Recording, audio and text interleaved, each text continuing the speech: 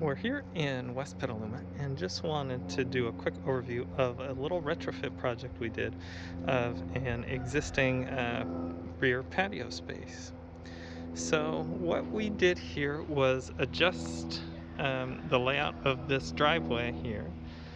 It was much closer to this existing retaining wall.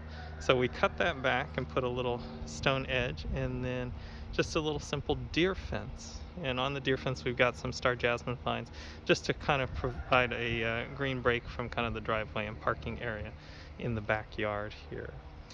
And then coming in off of the house, what we did was there's an existing concrete patio that was 50, 60 years old. And so what we did is it was still structurally sound, but didn't look particularly good. So we did an overlay of a Calstone paver on top of the existing concrete. And then we also truncated this concrete wall and installed this little Sonoma fieldstone wall and these bluestone stepping stones to kind of act as a connector to the back door. So previously the concrete patio underneath this had some little landings that led us up to the rear doors here.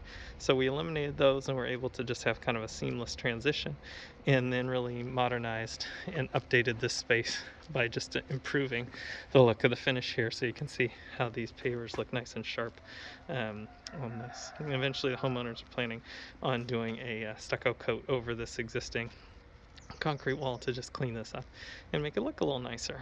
And then we created a more gracious planted area here with some olive trees and Arbutus marina strawberry tree here in the backyard.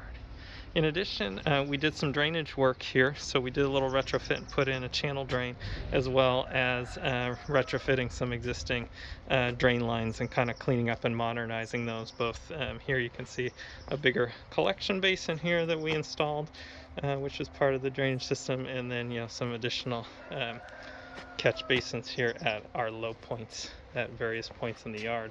We also picked up some existing downspouts and put in this little channel along the back of the house to pick up the existing downspouts there.